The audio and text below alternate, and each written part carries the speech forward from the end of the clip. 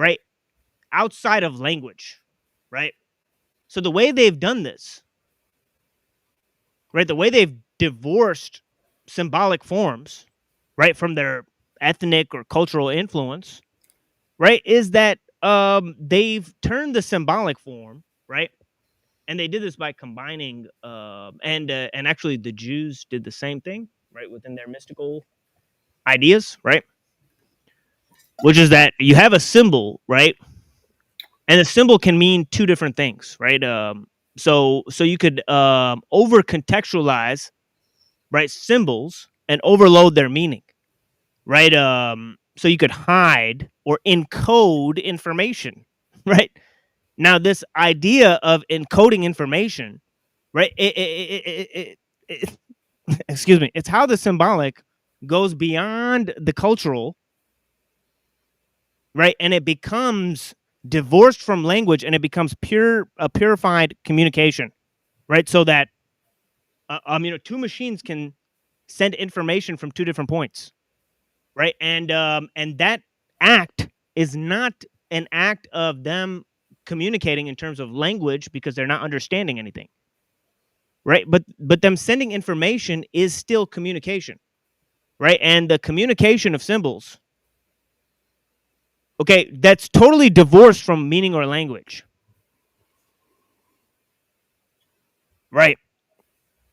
Okay, or the transformation of communication to the purely technical, right? Divorced from ethnic or cultural forms, right? Can be seen within the act of just encoding information, right? So if you go beyond this, right, and you look at how technology operates, right? Well, you have, right, the electrician, right? And he's able to connect various machines together, right? Okay, now you have the engineer, right? And he's even able to to connect various mechanical systems together, right, through codes and inferences, right? Now the programmer, right, he's able to um um connect, right, a conglomeration of various mechanical systems, right? And this means that you have a ever telescoping, right, method of encoding information through technique, right, that's accelerating, right? You have going from the electrician to the engineer to the programmer.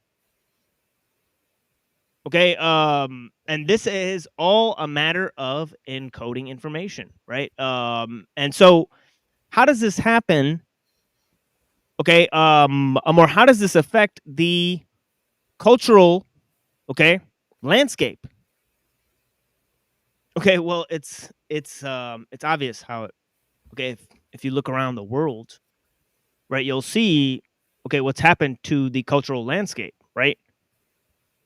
Okay, we've totally lost the cultural landscape, right? And the reason is because technology has transformed our use of symbols, right? Moved it from the ethnic forms, right, over to the technical forms, to the purely technical forms.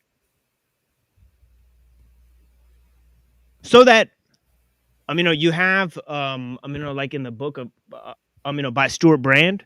I don't know where I actually put it right now, but yeah. But what he says is the total plasticization of content. Okay, the total plasticity of content, right, means that all information is purely contextual, right? And this means that you can over contextualize symbols and implode their meaning, right? Yeah, welcome Reddington, blessings. Yo. Yeah, so how does this affect the political? Yeah, blessings, Frank. Yeah, thank you for joining. And and Mike, thank you for being here. I think I looked at everyone in the chat. The Origin is here. Golden Renaissance Productions is here. Yeah. So I greatly appreciate you guys. Now, man, I'm going way overboard here. I need to wrap this up, right? And Ghost, You're doing a good job. You're hitting yeah, hard on truth. yeah, but I need to go from the political to the theological, and I'm going to do that very quickly, right? Because they're kind of linked, right? They're linked in the same way this idea of knowledge and information is linked, right? Right, because knowledge is about participation in human goals, and it's tied to humans, right? But information is not, right? So this is kind of what I'm trying to establish, right? And and this goes into the political framework as well, right? So in the political framework, right, as we saw, right, and this is very much related to the theological framework, right? We have the idea of man, right? Okay, taking the notion of the spirit, right, and placing it into the individual, right, and then into the collective, and then into the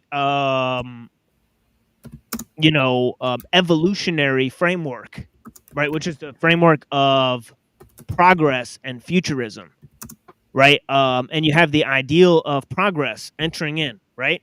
So how does man get into an understanding, right? Okay, of being dislodged, okay, from the theological understanding of the world, right? Well, this happens through a series of successive stages, okay, that we've seen, right? First, man creates the ideal of the state. Okay, we saw this in Plato, right?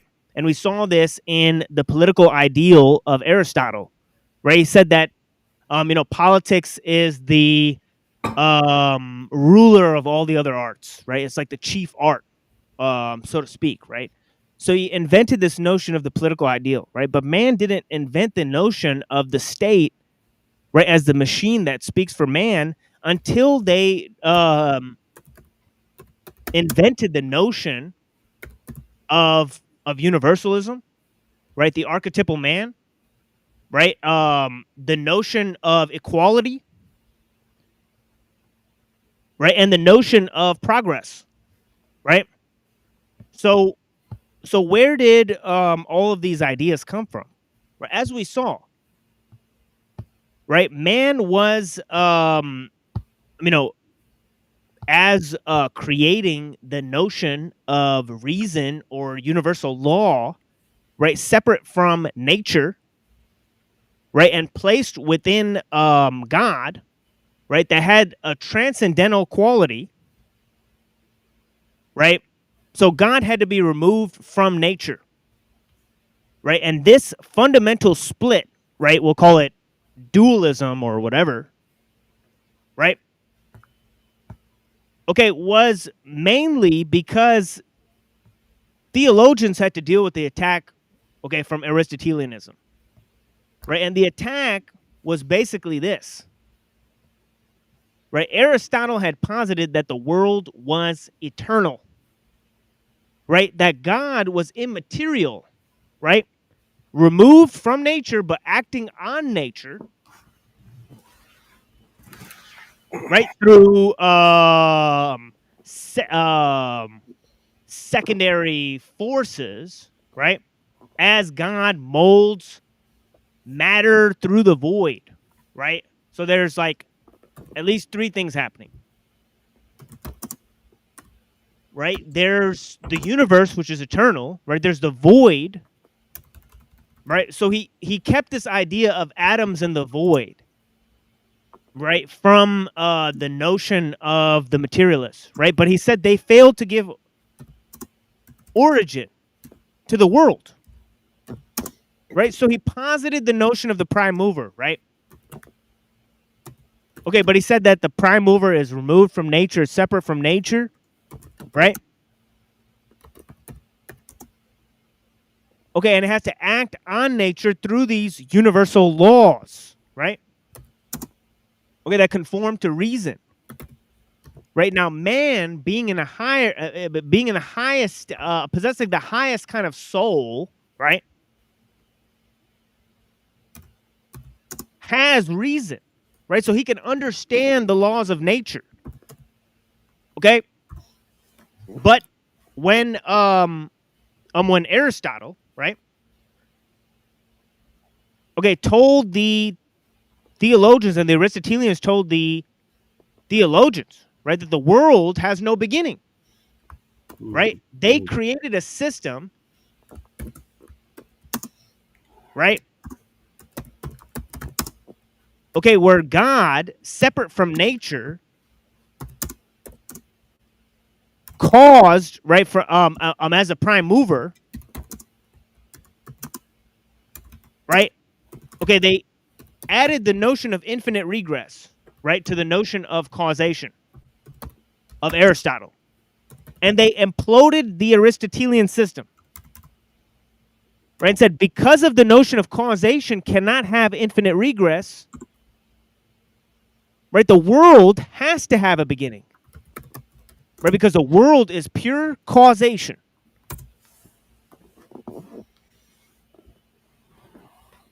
Right? And they came to this idea through Aristotelian logic, right? By looking at the forces of nature and seeing that nature operates through causation, through laws of causation. Right? So they said these laws or this chain of causation cannot have an infinite regress. Therefore, the prime mover had to have began the world, right? So using Aristotelian logic to implode the Aristotelian cosmology, right, and positing the notion of the monotheistic God, right, they came up with the notion of creation ex nihilo, right? But they had to totally separate God from the world, right? Okay, God can act on the world, right? But he's not in the world, right? So you have God both in the world and not of the world, right? Makes sense, right? Right? It is what it is. It is what it is. Yeah, blessings. I was asking if maybe Michael could mute his keyboard. Like it's a little bit distracting. But Oh that's yeah, okay. yeah. He'll take care of that. My bad. Yeah. No worries. Yeah. I was barely noticing it. Yeah. But it's if it's bothering other people, yeah, that's fine. Yeah, blessings. But yeah. So they had to separate, right, nature from God, right? But there's a mediator between the two, which is man's reason, right? So when they got rid of God, right, you still have to work out what's man's reason doing in nature, what's it helping him determine, right? And that is okay, whatever the final product is, right, of man's quest for knowledge, right? And so man began to develop this notion of the state, right? And about universal rights. Okay, and so this notion of natural law really took off, right? Because the laws of nature are separate from the laws of God, right? Okay, and you had this total split between the church and the state, which was a complete manifestation of this, right? Okay, but then in Protestantism and in the Lurianic Kabbalah, right, they began to develop notions, right, that human reason could use the state, right, and to go beyond nature to reach a semblance with God, right? So this was the notion, okay, of the the notion of human progress, right? And the ideal of the state coming together, right? And of course they came to this conclusion, okay, by taking notions of the hierarchy of being, okay, of the archetypal man rising through the chain of being, okay, and of the notion of the pseudo-eschatology of progress, which began to introduce the notion of the kingdom of God on earth.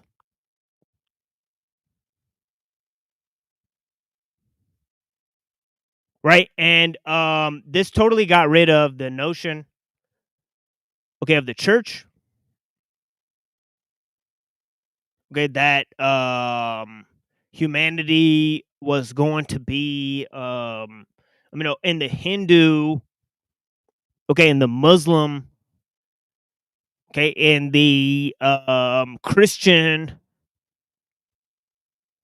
okay, you have a sort of anti-progress scheme to their eschatological schemes,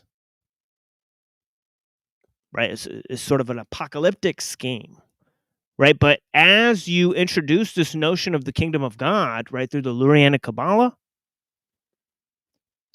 okay, through the ideas of Protestantism, right, and the Christian, Kabbalists, okay, they begin to think about the coming of the kingdom of God on earth. Okay, and the notion was about, right, man ascending up the hierarchy of being, right, by using his reason to go beyond nature, right? So this is the basic scheme of Hegel, right? You have nature, you have progress, you have the Kabbalistic scheme, you have man's reason going beyond nature, you have the notion of, successive stages of man's development. Okay, and you have the notion of the apotheosis of the state. So all of this really, it comes together in Hegel, right? But as I laid out, right, in my previous presentations, it's seen in many thinkers before that, right? In fact, I got a cool little video that one of the homies sent me earlier here that sort of agreed with a lot of my previous presentations. Okay, he found this video, right, basically agreeing with a lot of things that I said. But let me try to open this for you guys. Cool, man. Let me apologize. I was typing when I wasn't muted. Yeah, no worries. Didn't annoy anybody. And Machine Lies, I really do appreciate you allowing people to speak. And I know Yeah, of course. we don't always Of course. agree, but Yeah, you're check a this true out. American. Yeah, Even though you're in Michigan and you got some crazy yeah, guy of course. up there, but Yeah, I'm that's not all really good. I'm not really too familiar with this guy, but yeah, check this out. So when you read through all this world history, something stands out. It's ancient Israel. This from about 1400 BC to 1000 BC, you have a nation with millions of people and no king. And it worked because every single citizen was taught the law and personally accountable to God to follow the law. So this is called the Hebrew Republic. This is the pre-King Saul period, and it's brand new on planet Earth. And so the Calvinist Puritans studied this so much that they were called Christian Hebraists. And they were so experts that later Jewish rabbis would quote from the Christian Hebraists. I mean, they studied the Jerusalem Talmud and the Maimonides, a famous Jewish rabbi, and they studied all this. And one of them was James Harrington, another was John Sadler, and his sister Ann Sadler married John Harvard. And so that's why they taught Hebrew at Harvard University. And Yale, this is the coat of arms of Yale. They still have Hebrew characters on the coat of arms of Yale. Now, why is it? Because they were studying this Hebrew Republic, how you can have a government without a king. We're breaking away from the King of England. We're going to rule ourselves. We got to figure this thing out.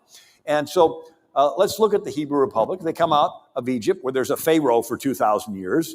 They come into the Promised Land, where there's King Og of Bashan and all these different kings, and they don't have a king. And the law says everyone's made in the image of God, and there's no respect of persons in judgment. This is the beginning of the concept of equality on planet Earth. That everyone you see is equal to you. Whoa! Did the Jews come up with equality and it was Maimonides and stuff? Oh yeah, totally. Totally. They don't teach you that in school, do they?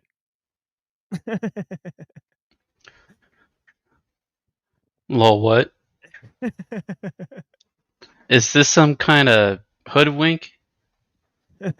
Hoodwinked sure. and bamboozled. Getting Yeah, I don't remember any. mandoozled over here. Yeah, fucked and I thrown don't. on the side of the road. More like. Sure enough, I don't remember any references to any type of Jewish material in education. Oh yeah. Yeah, it's right there in the whole notion of a necessary evil, a nation without a king, right? It's right there in the Common Sense of Thomas Paine, right? And this whole notion that the government is a necessary evil, right? Very much paralleling their notion of sin within Protestantism, right? That the natural forms are, um, you know, sinful and all that type of stuff, right? So they have this whole notion, right? I mean, we know how nature and reason, right, were treated by Protestantism, and also that nature and reason are basically, you know, um,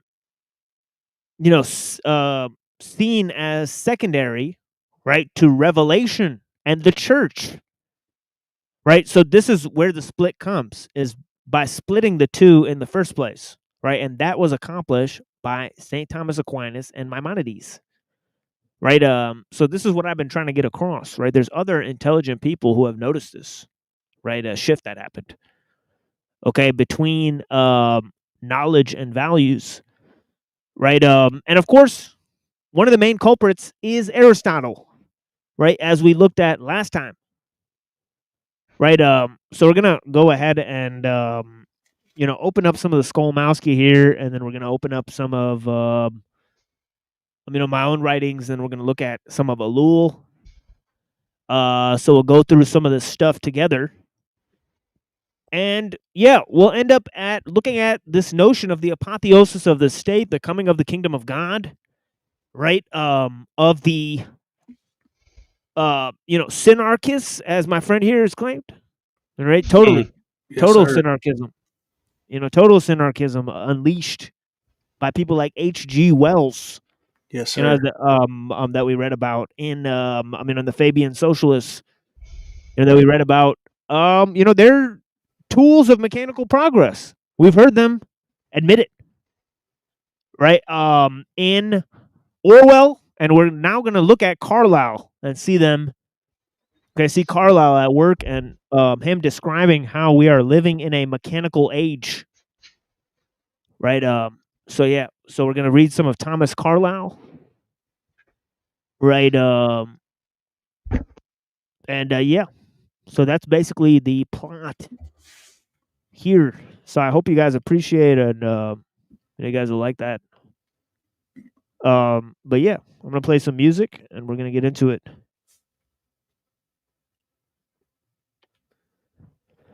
Try to open this up for you guys.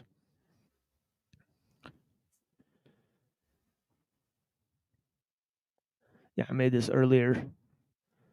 It's like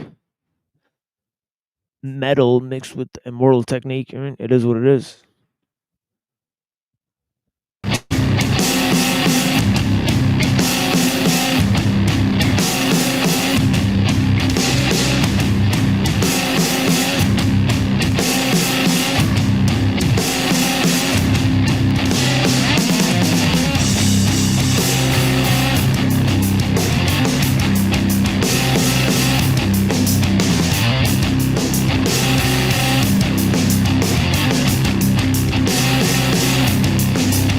You guys see the that bonus track at the end of Revolutionary Volume 1? It's killer, man.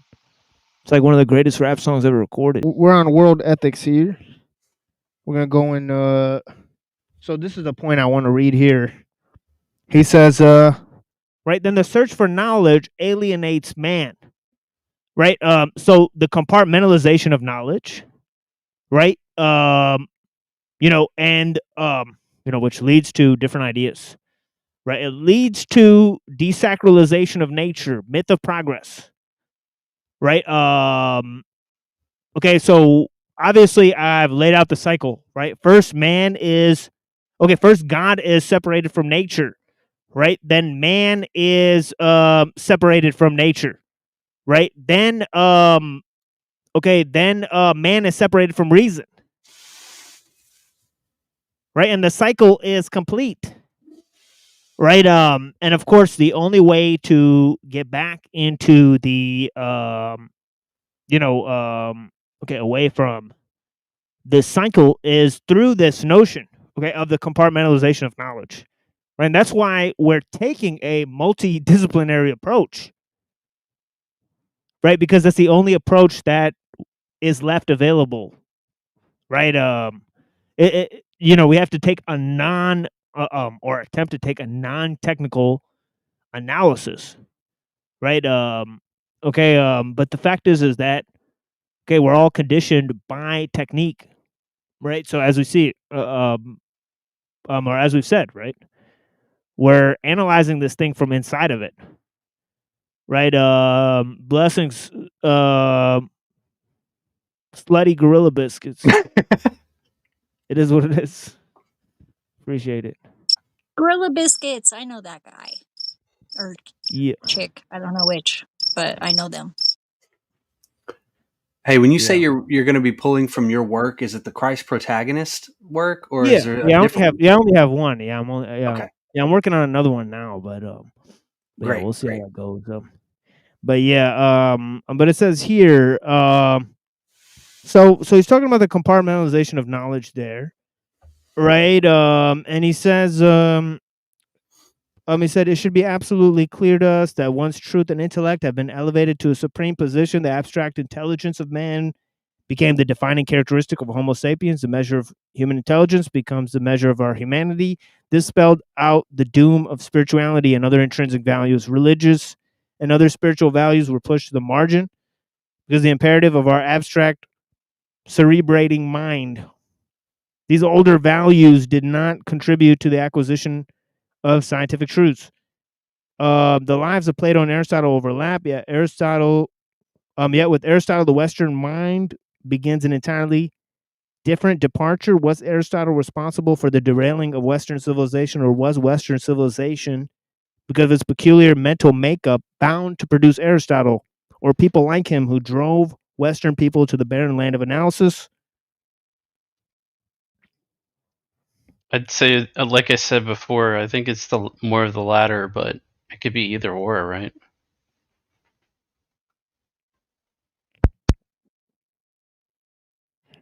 Yeah, I mean, it's interesting. I mean, if you look at people like Pliny the Elder and some of what he has to say about, it was either Pliny who was talking about how, Plato had gotten his knowledge from much older sources, right? So among the ancient people, right, about Plato's foreign influences, right, it seems to be a wide consensus. If you analyze his writings, right, if you analyze Greek ideas at the time, right, he was not in line with them, right? So where was he getting these ideas from, right? So it's a very interesting notion.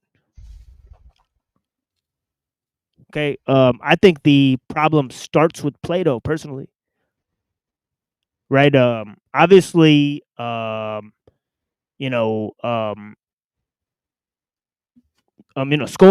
to a certain degree, he thinks philosophy is saving people, right? So he thinks like Plato's, trying to stop Aristotle from doing these things, right? And I just don't see it that way, right? I think Kant enabled Hegel, right? I don't think Kant was trying to save values, right? And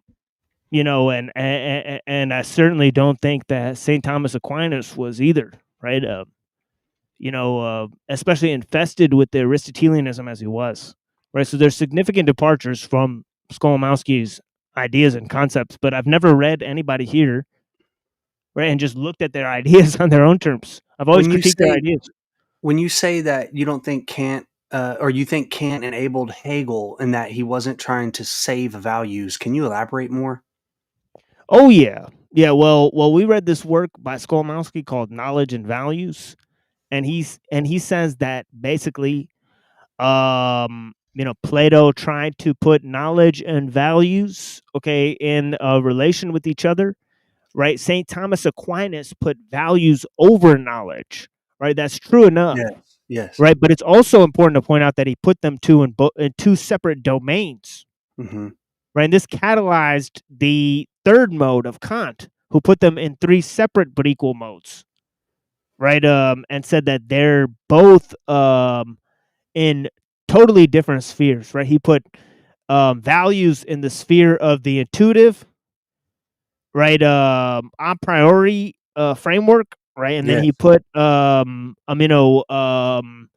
knowledge in the realm of experience, Bingo. Okay. right? So that was a huge problem, but that problem had already began with Maimonides and Aquinas, is what I was saying.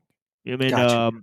because they had said that reason is separate from nature and God is separate from nature, and all, they created all these categories, Mm-hmm. right, to fulfill their Aristotelian desires, right, and they threw theology under the bus. So do Right. you honestly think that they wouldn't have come philosophy, if it wasn't for Aristotle being like one of the first to come up with the categorizations, that it wouldn't have happened inevitably? I mean, I think it's a desire of the philosopher in general to categorize, right? Maybe. Oh yeah, maybe, yeah, perhaps. Yeah, perhaps. It would, because technique would get someone to do it. Yeah. Yeah, that's the thing that Alul is saying that's so innovative, right? He's saying that technique doesn't go by the force of ideas. That that techniques sit around, wait a while until some technical thing comes along and literally puts them into action. Gotcha. Right. So I think he hit the nail on the head with that one. And you could see that in Aristotle, right? It wasn't until the regime of Alexander the Great, right? Until his like philosophical concepts were able to be proliferated. But yeah, maybe it would have been anybody. And would Yeah, you it say seems it's like these are more so discoveries rather than innovations. It's like I mean, these I think things are latent within I don't know, the ground of reality, and then I people are don't think just so. them up. No, I don't think so. That's where I veer off. I think Aristotle made them up. I mean, I think he my, totally made them up. if I may, my question would be this: do you think it's a bit of an oversimplification? But did the deviation maybe occur when we went from the Socratic style of asking the question to answering the question in definitive terms? Ooh, good one. Yeah, I mean, the problem does start with the definitions, and so I think the problem starts with Plato, right? You're Creating the right, because definition, Plato seems to know things, and then Socrates says, like, what is it? The Sibyl says he's the wisest because he claims to be the most ignorant person, or whatever. Like, or not ignorant, but he claims to know nothing. Yeah. So Constantly questioning. And there aren't that many individuals from the ancient record that we genuinely consider wise, but he is one of them. In terms of that, whether it's discovery or invention, I think inventing nomenclature that's the inventing part, whereas the phenomenon itself is discovery. So, but if something is just pure language, then that's just us inventing something that supposedly is descriptive of reality, but I don't know. Yeah, I can see the differentiation. I see what you mean.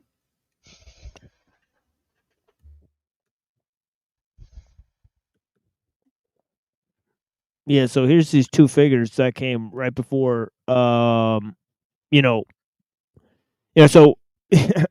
I've laid down, so up until now we've laid down like until like 1500s, right? And like whatever happens there, right, with the Protestant, the Reformation, the Lurianic Kabbalah, right, which should obviously be added to that time period. Like the Jewish Reformation and the Christian Reformation. Okay, and the combination of these two forms into the Judeo-Christian. Okay, okay, these are all relatively modern ideas. And as I just explained, okay, these thinkers like Maimonides and St. Thomas Aquinas in the 1300s contributed significantly to these ideas. Right? So obviously Spinoza, right, he was trying to you know, deal with the notions of Descartes, right, and Cartesian dualism. Okay, so that's where sort of Skolimowski comes in here, right? He says from the 16th century, right, the Roman Church is on the defensive, right, and from the 17th century on, it gradually loses its authority over all major matters, cosmological, scientific, moral. The Renaissance was started in the 15th century in Italy, was the first challenge. Okay, obviously I contend, right, that obviously, okay, those changes that happened in Bohemia were much more significant.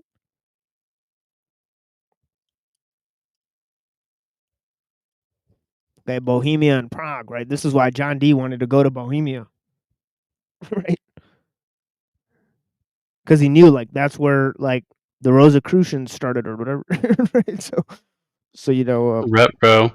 you know what I mean? And that's why, you know, Winthrop,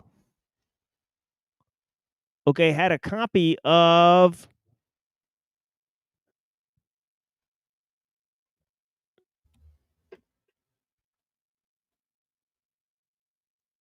John Dee's Monas Hieroglyphica.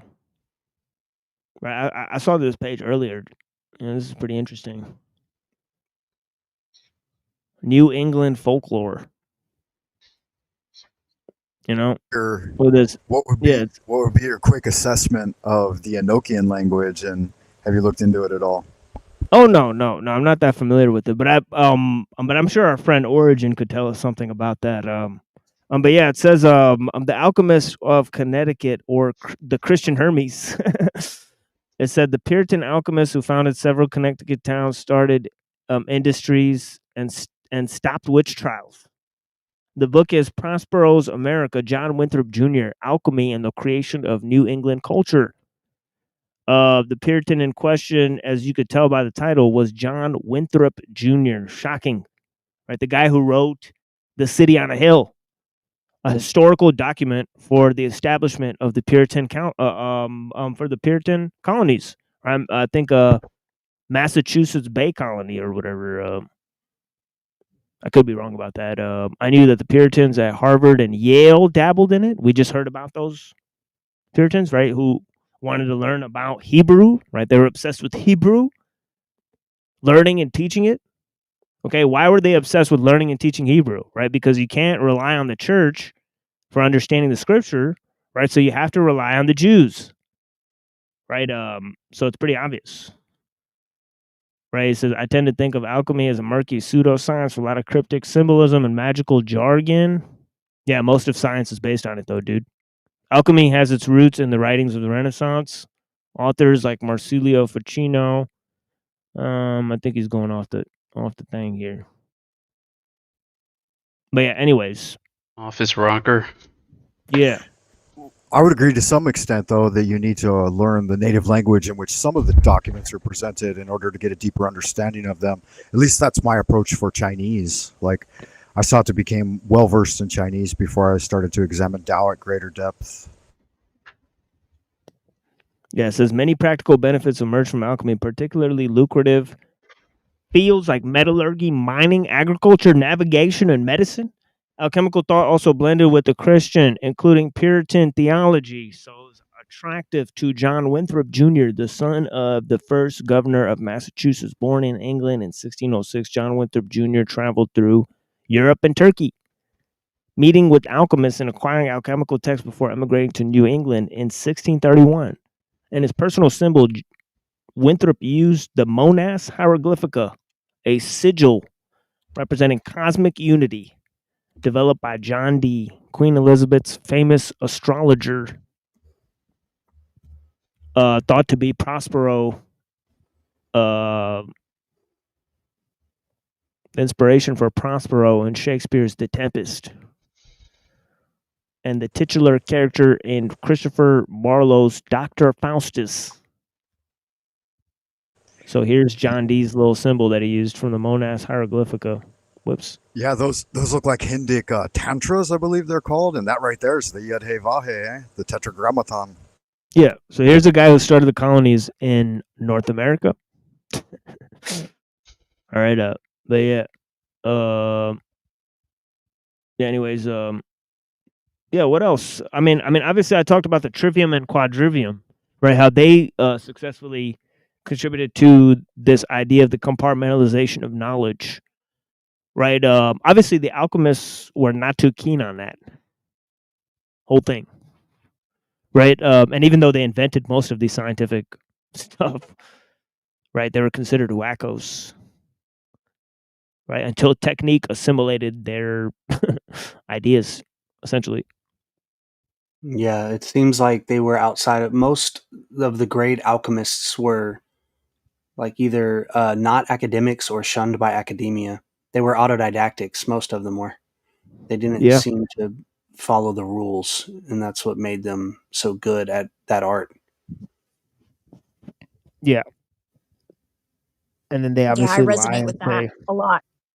yeah, and then they lie and say that all these scientific inventions came after they got rid of spiritualism and all this stuff, and they had steady belief in reason, but all the time, all of the scientists and inventors have always been also closet alchemists. Yes. I mean, so it's fascinating how that works. They never attribute history to them, even though the people who release this information, they're trying to cover up where they really got this knowledge from. So, yeah. So that's been going on a lot. I mean, but yeah. So, and of course, Spinoza was one of these people, right? Spinoza and Leibniz and all these guys. Obviously, they met with these guys like Van Helmont. Yes. Okay, and that were trying to create Christian Kabbalah and all this type of stuff, right? They were huge framers of the Lurianic Kabbalah, right? So the people that studied, okay, so obviously, you have Johannes Reuchlin, the De Arte Kabbalistica, right? And his correspondence with Martin Luther, right? You have the correspondence of, Descartes and Spinoza with Van Helmont. Okay, and Descartes with Queen Christina of Sweden, right? Who, along with Isaac Laprairie, basically funded the rise of Shabbatai Zevi, right? And you have the whole Frankist idea, right, of the Zohar, right, and of the preeminence of the Zohar, and how the Zohar is a scheme about, the salvation of the entire world. Are you saying that when you say the Frankist idea of the Zohar, you mean in particular the Tikkun Olam related to the Frankists, or are you saying Zohar in general is a Frankist idea? No, I'm saying that the idea that they felt that the Zohar had preeminence over the Torah. Okay, yeah, I agree for sure. Yeah, the Sabbateans and the Frankists for sure.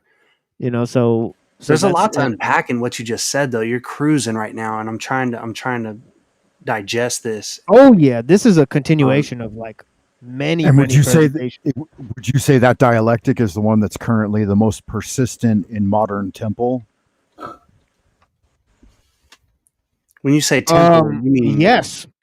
I'm I'm totally like getting to like where they get the modern ideas from, right? The modernist ideas from, right? In Judaism, you mean like the Rebbe? When you say temple, do you mean the Sanhedrin currently, like the Rebbe?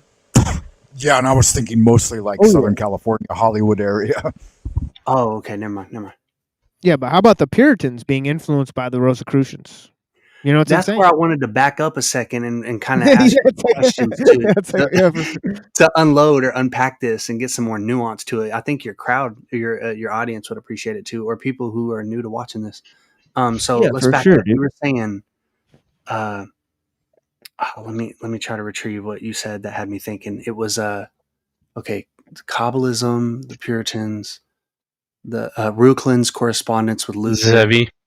No, it wasn't that. It was oh, that's it. So without reading much of your book, not getting the whole thesis, are you insinuating that Kabbalah is a Jewish system solely?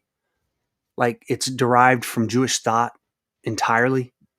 No, Okay. because it's partly derived from Neoplatonism, right? Okay. So you do agree if I was to claim that the Kabbalah is a universal thing, would you agree with that? It's meant to be Um, universal so that people of, all walks of life, when they're oh in yeah, the yeah, yeah. human condition. Oh yeah. But I think that's one of the huge problems with it. Yes, you got it. Okay. Let's continue. Yeah, so that's what I'm trying to because because A, it's not tied to ethnos. B, it's a scheme of world salvation, that goes against the apocalyptic framework. And then C, it is combined with the notion of the apotheosis of the state, right? And it's going to lead humanity to, scientific totalitarianism. Oof. And so there's a lot of different problems with it.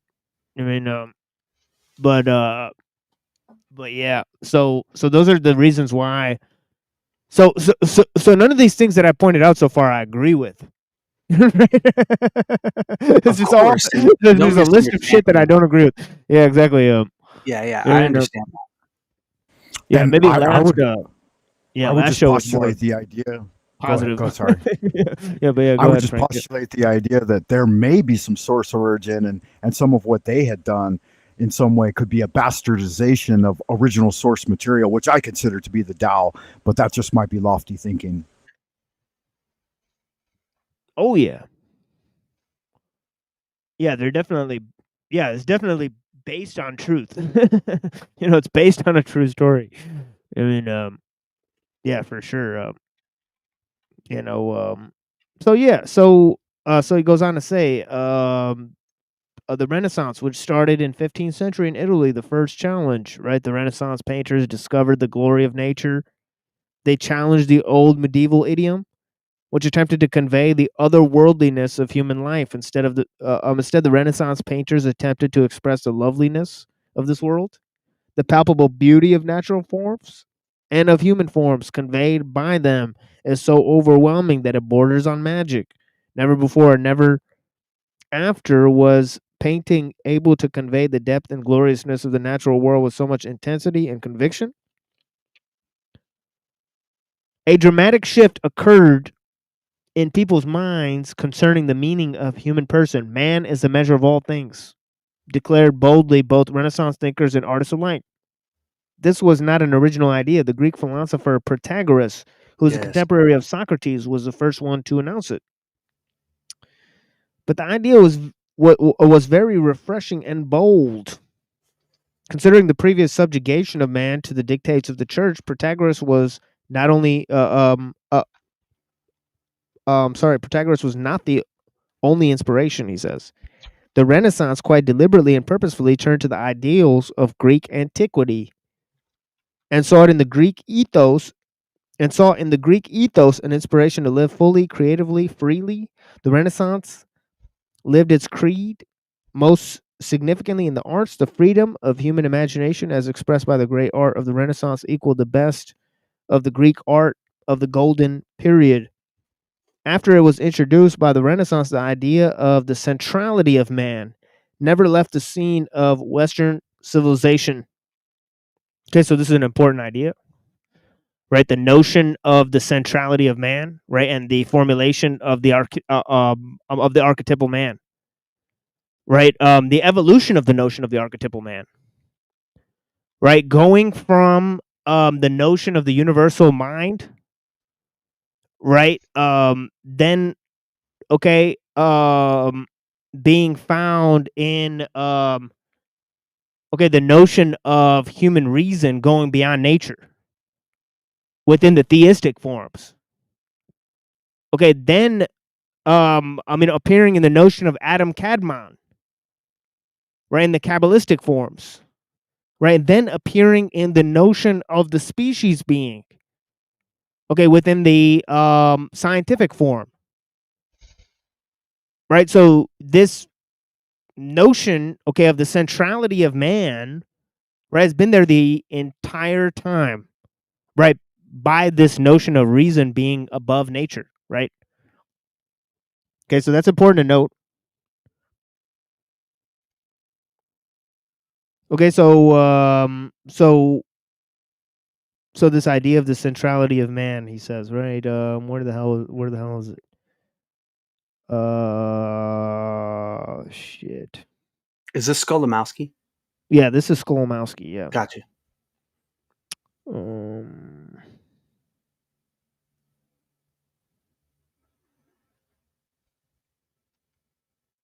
Damn. Okay, the Renaissance lived its creed most significantly in the arts of freedom of human imagination as expressed in the great art of the Renaissance, equaled the best of the Greek art of the Golden Period after it was introduced. Okay, here it is. The Renaissance, the idea of the centrality of man, right, never left the scene of Western civilization. In fact, the chief banner which humanism of the Renaissance upheld, right, notice it's called humanism.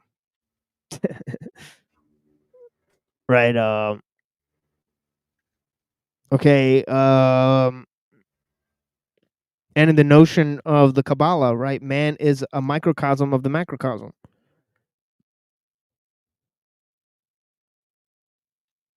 The freedom of human imagine. Oh wait, hold on. In fact, the chief banner of humanism was the nobility and the dignity of man. A mechanistic philosophy gains momentum in the 17th and 18th centuries. The influence of science increases and the influence of religion decreases. These new circumstances bring forth new systems of ethics. The two most important ones are those of Benedict Spinoza and Immanuel Kant. Each wrote an important work or ethical treatise, which became a milestone in the history of ethics. The title of Spinoza's work is Ethics Arranged in Geometric Order. The second part of title is significant. Spinoza wrote in post-Cartesian time, which science and the scientific thinking were already shaping the consciousness of most advanced men. Science at this time is not to be ignored, but to be emulated. Therefore, Spinoza set for himself an unusual task. He decided to prove his ethical convictions as if they were theorems of geometry.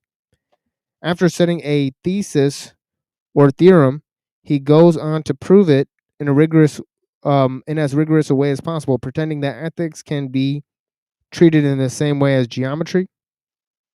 Spinoza's system was that of pantheism, God as nature, nature as God.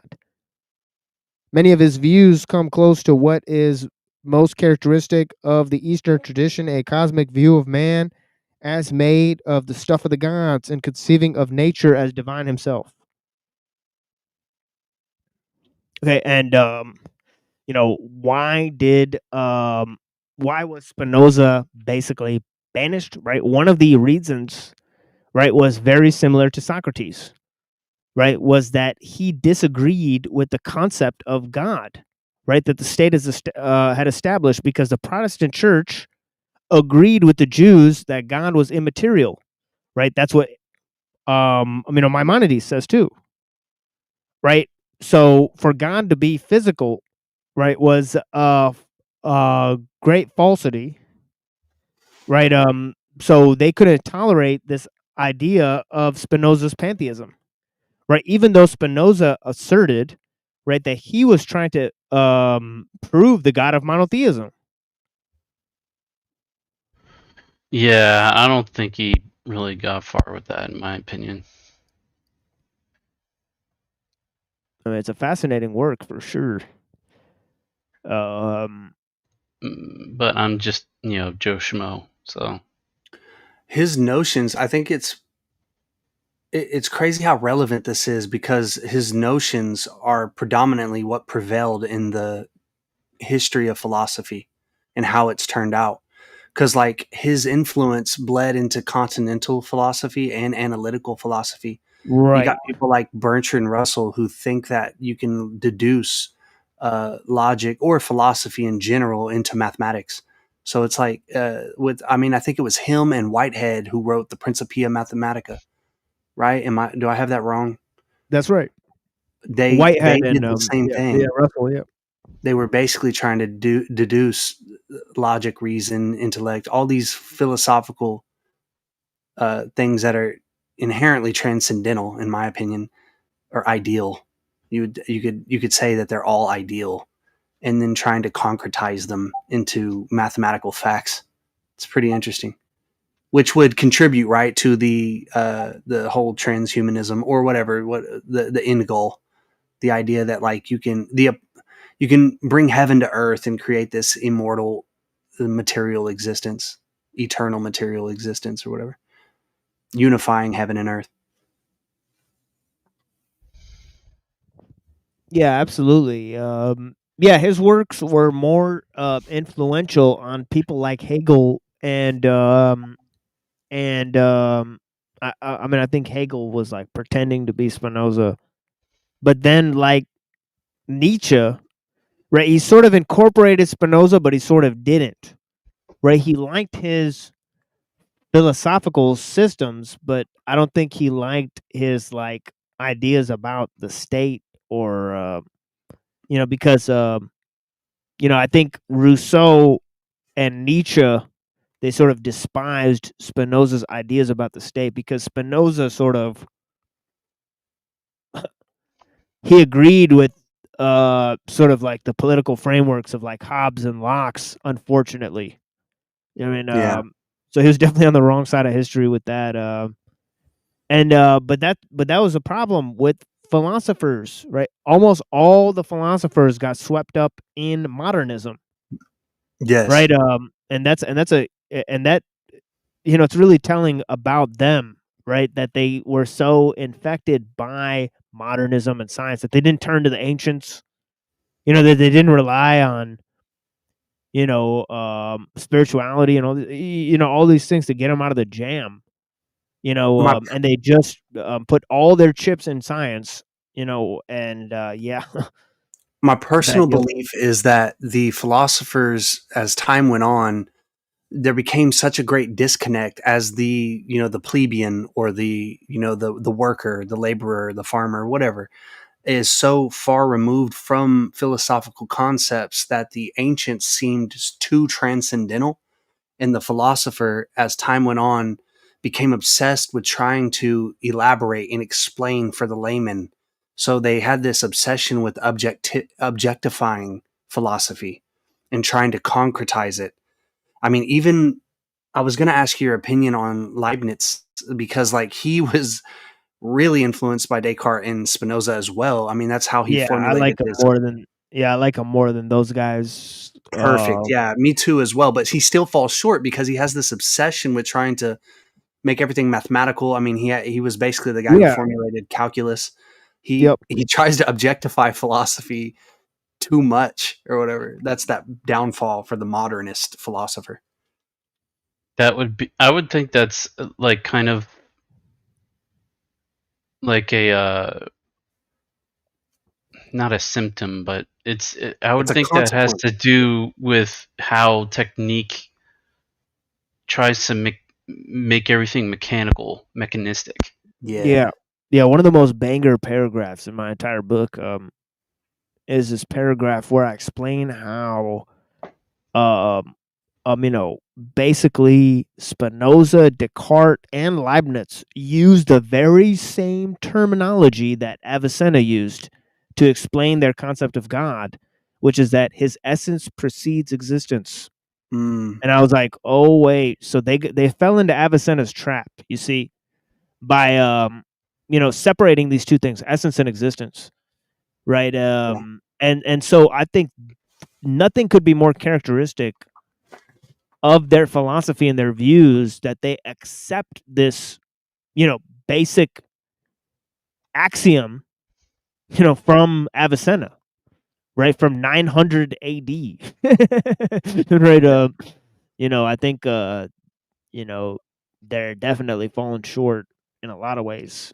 I mean, but yeah, they were all kind of talking about the same idea, right? And when it comes to Kant, see, this is the problem: is that they created, Kant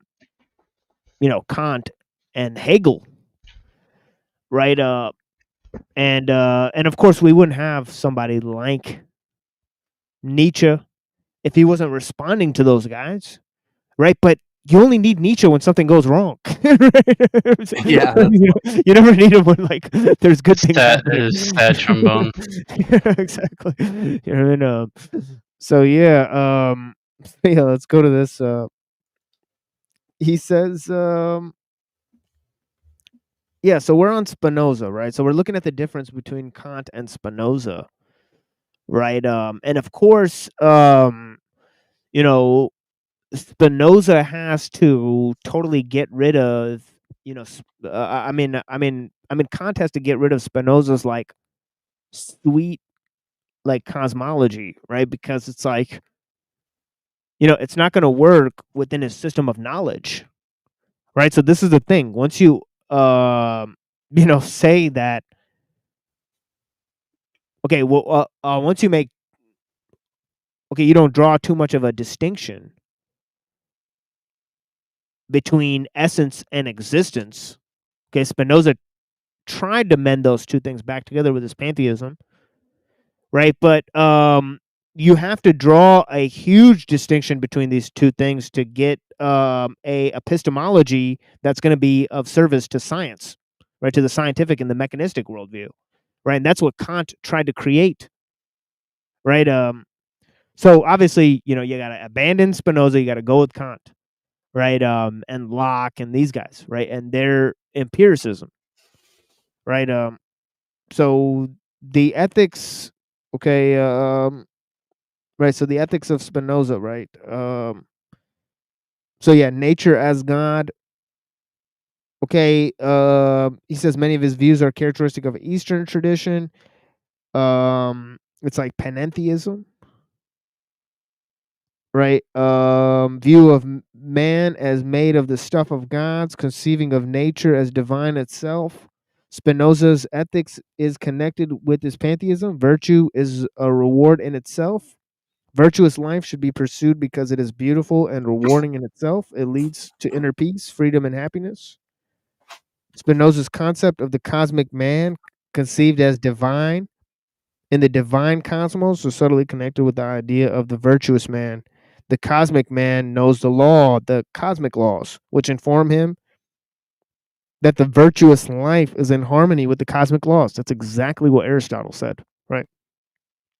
Okay, Spinoza had no illusion that his ethics of the virtuous man would be an easy path to follow. He wrote at the end of his treatise that excellent things are rare and difficult to attain, yet they are highly desirable precisely because they are excellent. The ethics is not a religious or more God-centered. Okay, the ethics is not religious or God-centered, excuse me. Instead, it is man-centered. Okay? But Spinoza's man has cosmic dimensions. Okay, Spinoza celebrates the divinity of man. From this divinity, Spinoza derives the ethics of the virtuous man. It should be remembered that man's divinity and the divinity of the world are not tied to the institutional religion or personal God, but follow from Spinoza's pantheistic scheme. Immanuel Kant, one of the greatest philosophers of Western civilization, believed in the ideals of the French Enlightenment, and so did Hegel. Right? Science in the 18th century becomes such a dominant deity that its emanating force overpowers even the greatest minds. One of them was Kant. He accepted the laws of nature as proclaimed by science, Newtonian mechanics especially, because at the time it was inconceivable to question science. Yet Kant was too great a mind not to be alarmed by the continuous expansion of science. In 1747, French thinker Lamettrie wrote a treatise, Laham Machine, Man the Machine, in which he argued that man is nothing but a machine. The pronouncement and similar ones were not to Kant's liking. He considered the whole mechanistic expansion of the universe as cheapening the phenomenon of man. He therefore worked out his own transcendental philosophy, which accepted the validity of science, yet postulated the realm of phenomena which are beyond the reach of science. He also devised his new system of ethics, published in a small treatise under the title The Groundwork for the Metaphysics of Morals. Kant's ethics, to begin with, is based on radical separation of the natural world from the autonomous human world. This was pronounced in Kant's famous dictum, the starry heaven above you and the moral law within you. This meant that physics rules over stars and other physical objects. The moral laws are the sovereignty of the individual. We individually are responsible for our moral conduct because we possess the moral conscience, because we are sovereigns over our moral universe. This means that science cannot dictate to us morality and how we should behave. The proper sphere of science is to deal with physical objects. The realm of ethics is the jurisdiction of our moral conscience. Kant's main moral imperative, the categorical imperative, was proclaimed as follows: behave in such a way that you would It's wish the to make. golden rule. Yeah, exactly. But it's a golden rule plus like universalism. Yeah, yeah. I see. It's like weird, dude. I mean, and that precipitates and also predicts the notion of the species being in the 1800s, right? You know, because that's gonna really lead to equality, right? Now that we're all just animals that came from monkeys, I mean, you know, and of course, that is part of the eschatological scheme as well, because as we read, that Darwin literally said that there's going to be an even bigger gap between baboons and humans once the brown races are eliminated, right? So in the last analysis, right? Finally, progress does reign, right? Even in Darwin, right? He, and so this notion of progress is really quite, um, huge, a huge concept, right? Going from the whole Kabbalistic and the whole Protestant, notion of dispensationalism, right, and the coming of the kingdom of God, right? Then moving through the notion of of Kant and all these people that had that followed the political ideal of progress in science, right, and the growth of man's knowledge, right, and followed the notions of universalism and liberalism, and followed the notions of Newtonian physics, that basically they highly point to the conclusion. Okay, because once you believe that nature's laws are mechanistic, we're all under the same constraints, right? So this is how Hobbes and all these people, because they look at man in the state of nature and everyone being subject to nature's laws, and they come up with the notion of universal rights and natural rights and all these types of things, right? So yeah, so all these ideas were huge. Okay, and there were definitely notions of progress going from the 15th century up to the 18th century, right? With Marx and Darwin totally talking about the notion of progress, right? And they had a pseudo eschatological scheme of progress. And so the moral conscience is our main moral advisor.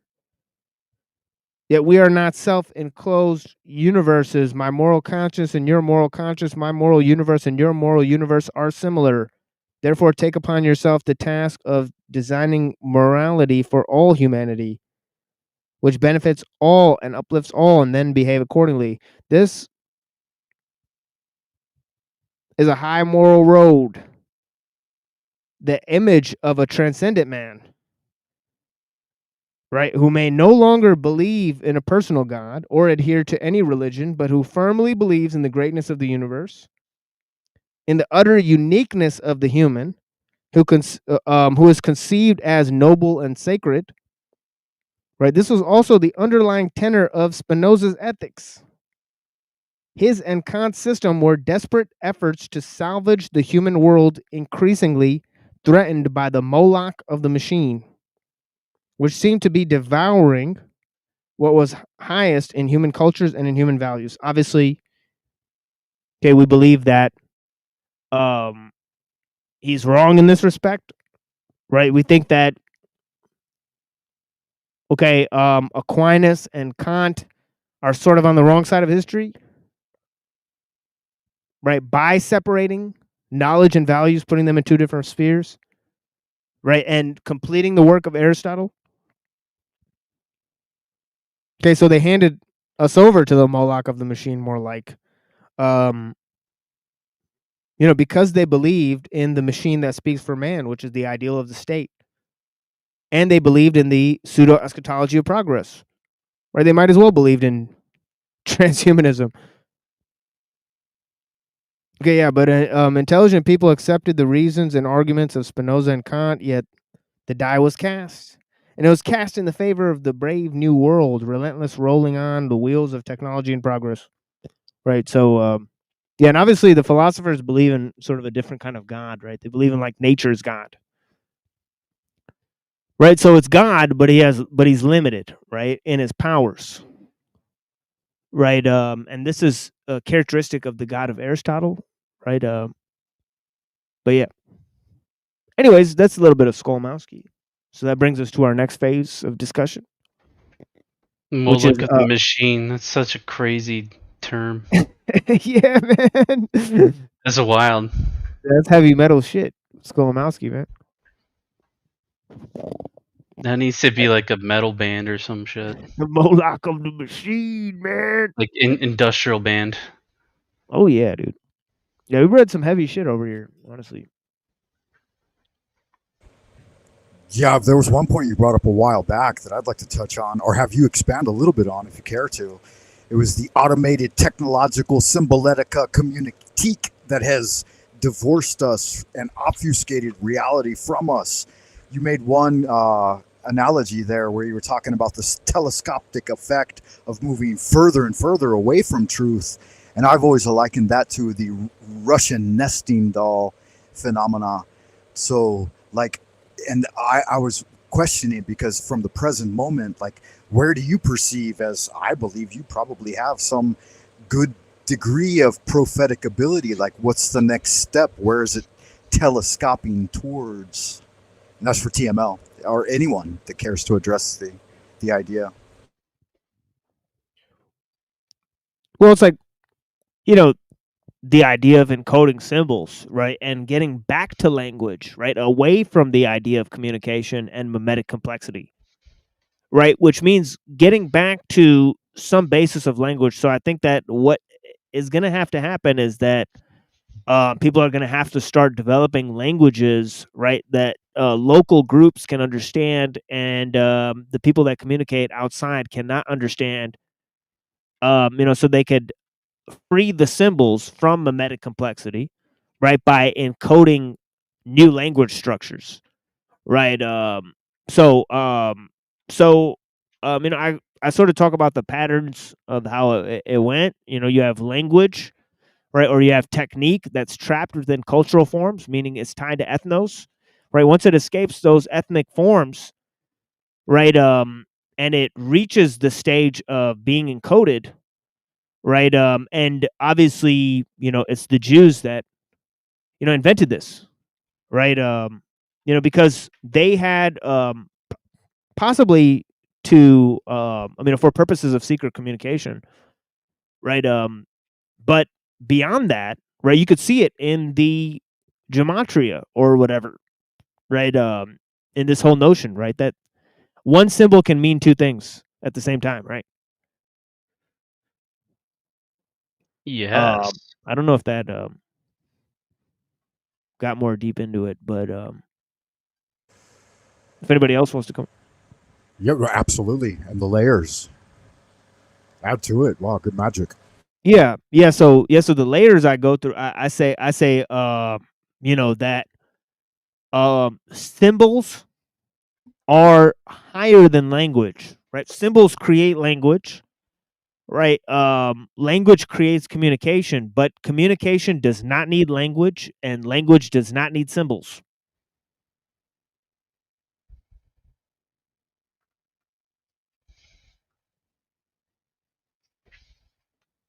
You know, because communication is just sending information from point A to point B.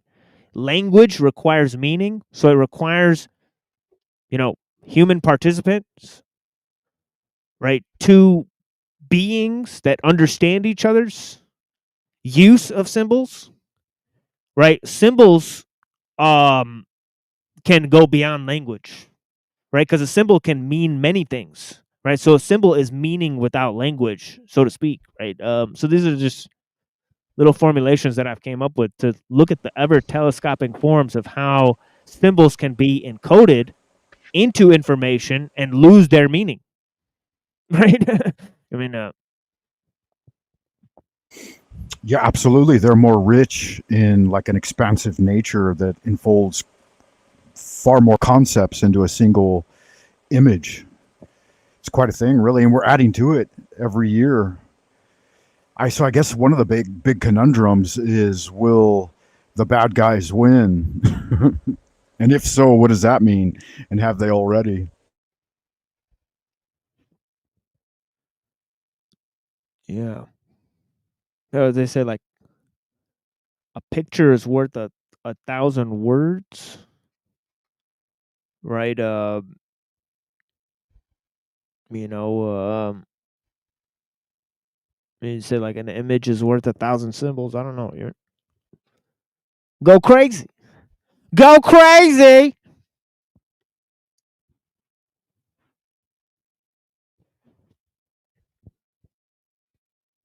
Yeah, man.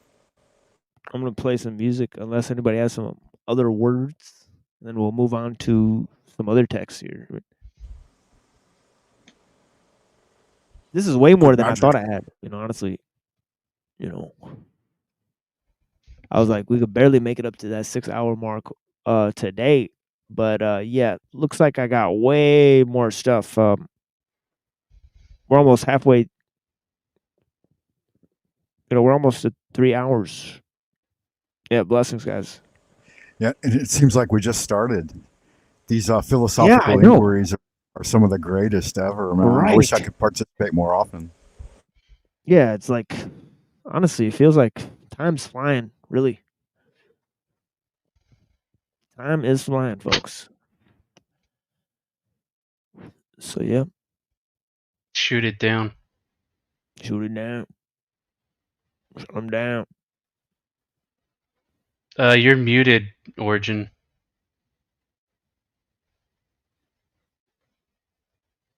Yeah, I think that's on purpose. But yeah, blessings. And yeah, we'll be back in about 2 or 3 minutes.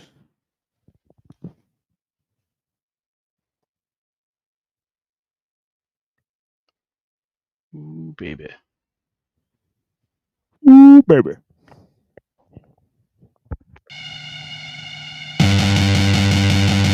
Hey yo! My name is Supernaturalist, the original madman from Massachusetts, the one-man crusader, the big buster man, the man who swore to uphold the law and protect all civilians, save some youth from themselves. Since me I go with the word of peace, now the crime we have dropped 30%. Gunman are giving in their gun to gun amnesty. Knife man I leave their knife in the kitchen, and you want to know why?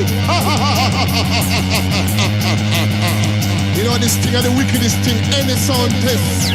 We come from murder sound, boy, you hear me? Hey, Rodney P, you know, see I'm done, you know. Top up. Yo, decided kill it. Man for dead, we're more than willing for real. But don't respond for big talk and ice grilling. When I'm starting, trust me, big things starting. Grab the mic, Ralph clotting and bumper clotting to applause. You punks go for yours.